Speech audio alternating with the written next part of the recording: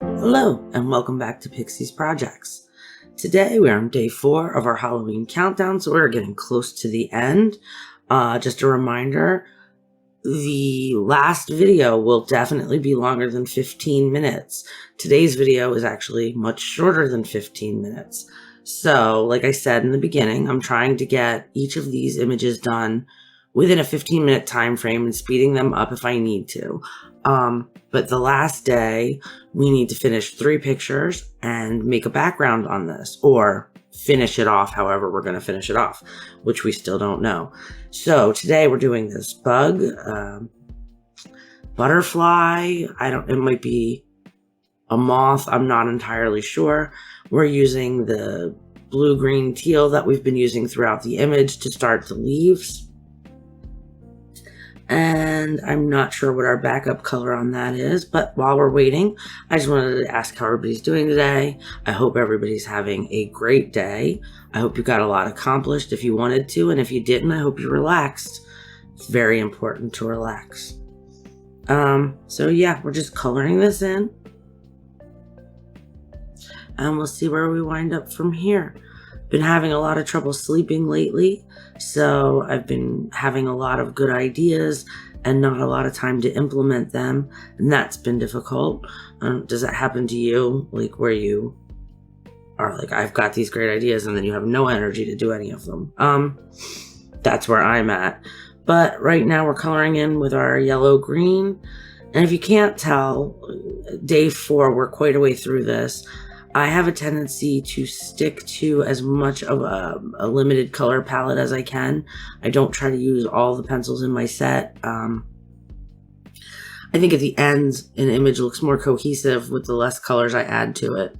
So you'll see that if you've watched my last coloring video about grains of gold, or if you've watched this series, I use the same colors as many times as I can, just so everything looks like it belongs together. I look at it like it's a photograph, sort of, where the lighting would be the same, so I don't try to change too many of the colors. So yeah, we've just realized there's some leaves over here, and we're going in for them.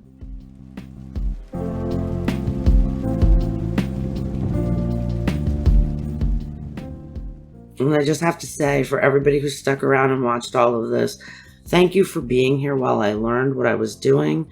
I'm still not 100%, but I'm doing pretty good at this now. I've got it down to a routine, get the video uploaded, get the voiceover done, edit the video, and then add it to YouTube. And it's starting to be more streamlined and easier for me to process mentally and actually.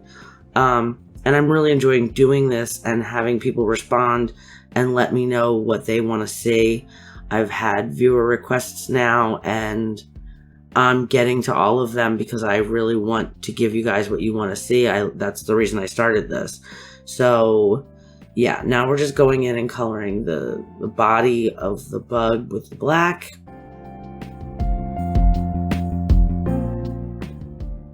And I'll put out the same call I have been. If there's something you want, just let me know and we'll see what we can do. I had a request today that is something that I haven't done, so I'm going to do it on camera and we're going to see how it works out. I have no problem in doing something and not quite making it. Watch yesterday's video with the snail. It's okay. Like, I like to color, so if something doesn't come out exactly the way I think it should, I'm okay with that. It's a learning experience. Like with the snail, I learned that I need to use something bigger, a bigger image to try that out. And that might not work out either, but it's still, I will have a takeaway from that of something. And I like that about coloring. There's no failures. It's just learning new things. So we're starting on the wings, and we're using a darker brown to give them the shade. And now we're coming in with a reddish brown on top of that. Now, I'll tell you, the plan I had for this bug is to do a death's head moth. And if you haven't seen them, you should look them up. They're very interesting looking. I'm looking into finding out how to add a picture to my videos because I'm still learning all of this. It's brand new to me. But once I get there, look out, we'll have pictures on everything. But yeah, I was thinking about doing a death's head moth, and well, that one came out much easier that time. Okay. But again, we're down to a limited amount of space on these pictures, so I could have the grandest plans and it really doesn't matter if I don't have the space to work on it. So we're just coloring him in now, and this part of the moth or butterfly is orange. With that dark brown underneath, you can see it just adds an extra layer to it where it's got some dimension and it's darker than it would be if I just went in with the orange. There's nothing wrong with block coloring if that's what you do, where you just color one part of an image one color. I am glad you're enjoying it. Personally, I like to go a little bit deeper than that, and to the point where I would say it's too much. But that's what I enjoy doing. I think everybody should be doing exactly how they enjoy doing what they're doing. It's a hobby. It's fun. I think sometimes I hear people get overwhelmed or they want to look like somebody else's work. Don't. You have your own voice. You have your own system of doing things. Everything in its own right is lovely.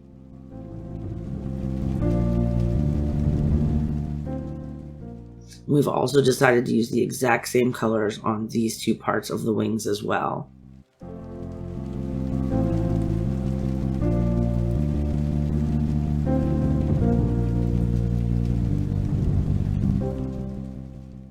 Yeah, I think there's nothing more exciting than when somebody that I'm talking to shows me a picture that they've done and they're like, look what I've done. And they're like super excited about it. And they're just excited. It doesn't have to be everything. It just has to be something that made you happy. And I think sometimes we lose sight of that. So if anybody's listening or watching this and feels that way, your pictures are awesome. You made them. You sat down and you found some sort of comfort in it, and they're perfect. And if your whole goal is to learn more skills and get more detail into your drawings, that's okay too. But what you have in front of you is still perfect because that's the point you're at right now. There's nothing wrong with any of it. I think sometimes there's too much emphasis placed on not being good enough. Like, I mean, yesterday, if you watch the snail, I don't like that page. I'm not thrilled with what the outcome was, but I enjoyed doing it. I enjoyed thinking outside the box. I enjoyed finding a new way to do something. And yes, did I get exactly what I wanted? No. But I got more ideas for the next time. And I think if we spent more time looking at what we're doing as this is a relaxation, or if we spent time looking at it as like, okay, what's the takeaway? You can still find the value in what you're doing. If you can't tell, I've talked to somebody today who feels down about their work, and I don't want anybody to feel like that. It's not work. It's a hobby. It's a joy. It's supposed to bring joy, not more anxiety or more stress. So I think sometimes the narrative gets a little skewed with that. There's no right or wrong way to do it. It's a creative outlet. So now we're coloring this part of the butterfly, and we're doing the dark black underneath with the purple on top of that. So as you can see, it's a pretty simple one today. Not every one of them is going to be a wow factor thing. They're bugs. I like coloring them sometimes. They're not one of my favorite things to color because there's not a lot to do. So, and I've seen some lovely bugs. I just don't want to spend that much time on them. So yeah, we're doing the black and the purple, and my idea for it wasn't something that could pan out. So I may go to like my Joanna Basford books. I know there's some giant dragonflies in those and things. Find something that I can do the death's head moth on, because that would be a lot of fun. But this image is not it. So we went with the purple and orange color scheme that we've been using throughout the page. So yeah, we're finishing up.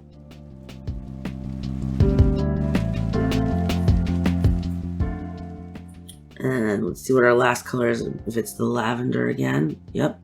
We're using the lavender just to get that all blended together and give it its highlight color. And if you'll notice, I don't leave a lot of white spaces. And that's something I want to work on, is being able to be okay with leaving a part of an image white so that the highlight is actually very, very highlighted. Don't know if it's some sort of OCD thing that I have, and please do not think I'm making fun of people with OCD. I have OCD for real. So I'm not sure if I think I have to finish coloring every last bit of the image. I don't know. I've got to look into it and figure out what my deal is. But yeah, this is about all we're going to do for this guy. And I just wanted to say thank you for watching, and leave me a comment. Let me know how you're feeling or what's going on or how you felt about the image. And I'll see you next time. Bye.